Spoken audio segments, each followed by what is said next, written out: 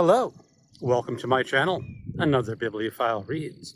My name is Greg. It is Monday morning, April 29th. This is more or less the start of a new reading week. I am down at the end of the cul-de-sac, which leads to the abandoned golf course. I would take you on the abandoned golf course again, but some caretakers have basically told me that I'm not welcome on their property, even though there's nothing but weeds and if you can see it in the background, an abandoned golf lodge.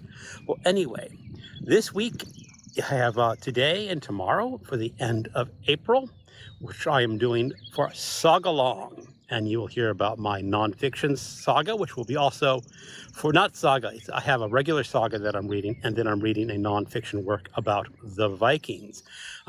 They both fit for Sagalong and Historathon. So those will be exciting. And then I get to start into horror mayhem. I did read one horror novel last week. That was Lone Women by Victor Hugo. I read it for the BookTube prize. And it's sort of like an early introduction to horror mayhem. And I can't tell you about that book, unfortunately. But in my last wrap-up, I did list some of other Victor Hugo's great novels. Well, on to the rest of the week. I have finished reading two books that are closely related. They are going to be for Sagalong and Historathon. The first was the Saga of the Volsungs, and that's an anonymous saga. The second was The Children of Ash and Elm by Neil Price. That is a history of the Vikings. Now, in order to get an accurate history of the Vikings, historians really have to read the sagas, because that is how we interpret their history. We don't have what we normally call history. And the sagas are sort of a mixture of fiction, narrative, and maybe a little bit of history mixed in. They're their own unique genre of writing. So you can get an idea of what the Vikings considered their lives, but it's an idealized life in many of the sagas. Now, I was first introduced to the sagas when I was a freshman at university. I was assigned a class called the Norse Sagas, and we read Njal Saga, Yale Saga, and bits of the Nibelungenlied. I'm probably mispronouncing that. And when I was young, I really loved these sagas. They were just fabulous. They're fantastic in a way that's sort of realistic, but not realistic, like a real fiction is. I remember Yale Saga. He was a great warrior, and at 3 years old, he killed his first man. Yeah, a little bit of exaggeration there. So that's how Neil Price concocted his history. No, he didn't concoct his history. He wrote about the history of the Vikings. And it is an interesting history. It's, they had a unique culture. And according to him, they were rather progressive in some aspects and rather rigid in others.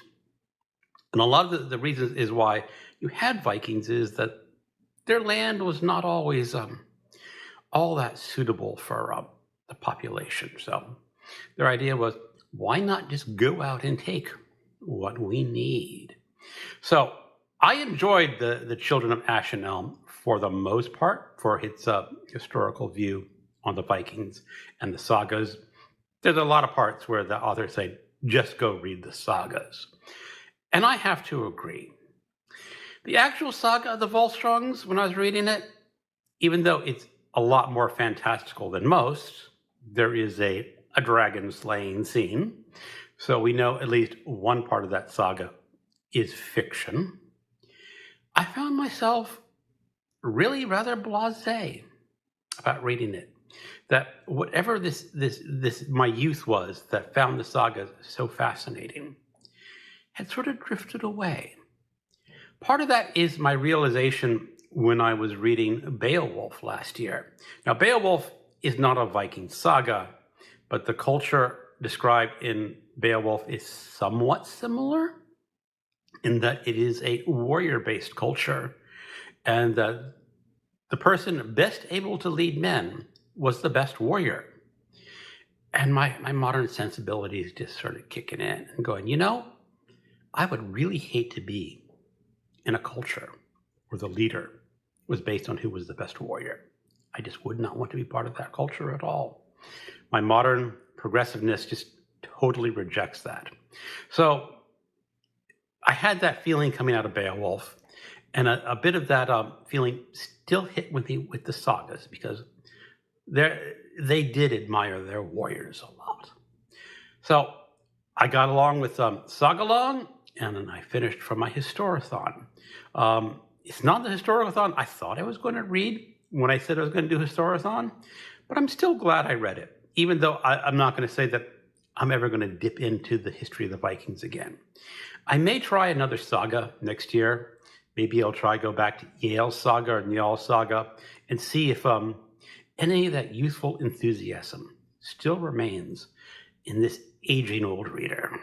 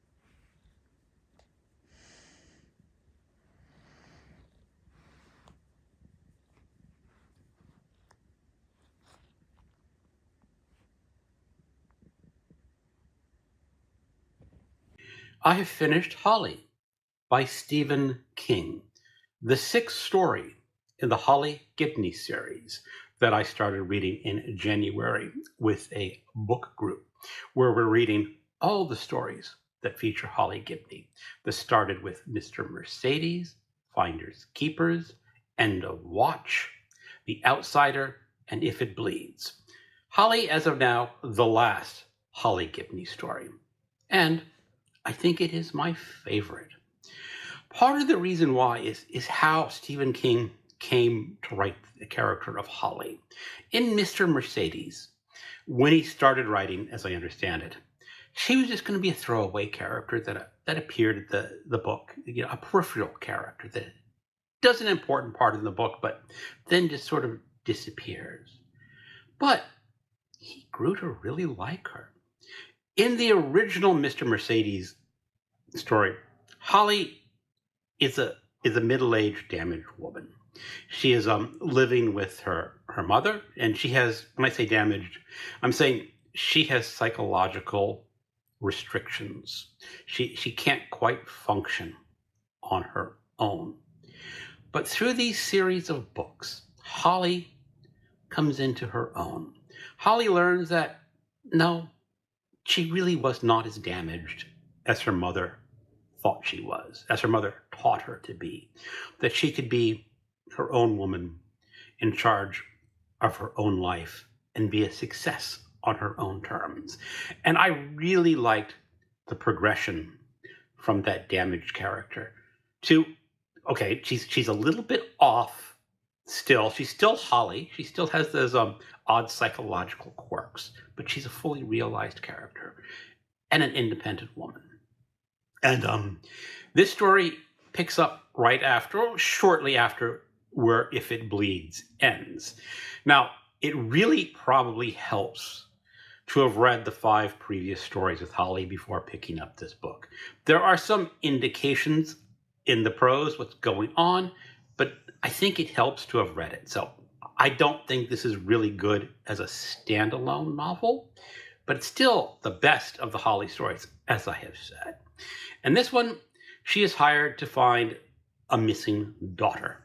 The mother hires her, says, I don't think my daughter ran away. What happened to her? Because, I'm going to put this down, because the police think that the daughter just left. And, well, Holly does her investigations and discovers some unusual things happening in the town where she has been living. Other people have disappeared.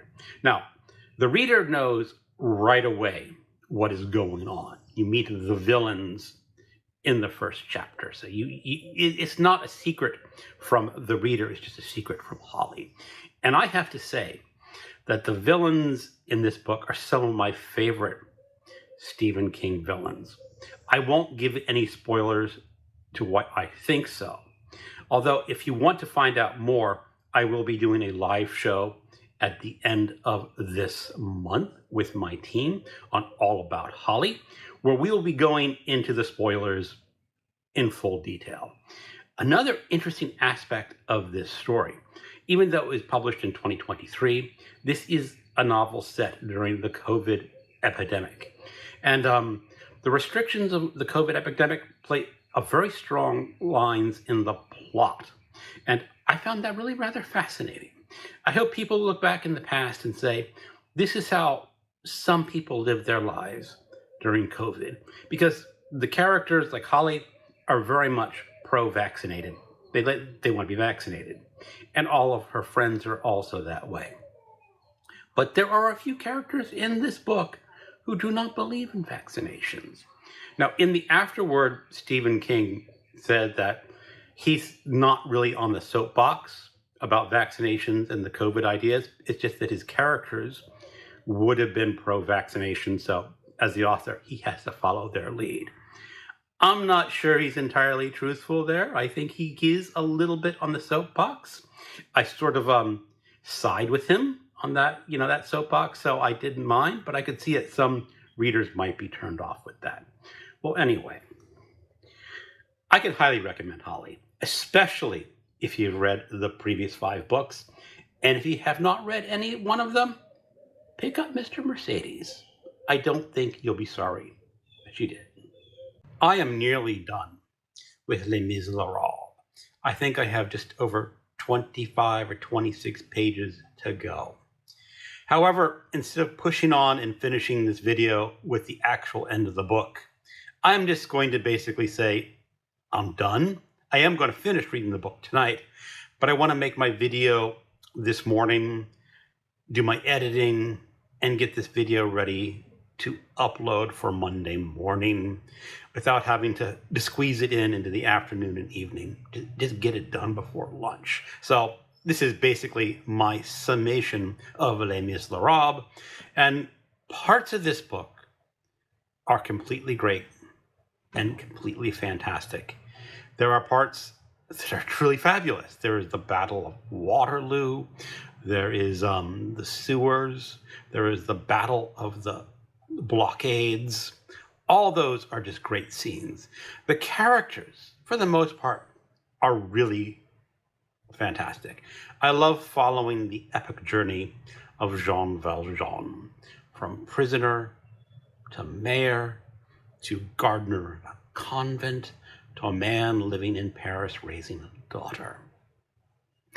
However, now that I've gotten to the end of this book and past the battle of the blockades, the love story, and this is between Marius and Cosette, is really wearing me down.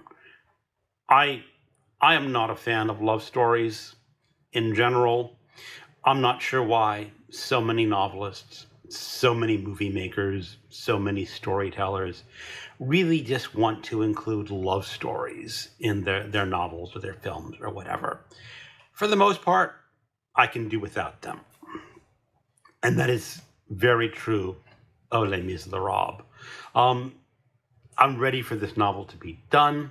I was about 100 pages ago, after the Battle of the Blockades. I think that would have been a fitting end with Jean Valjean's escape from the sewers and his final resolution with Javert.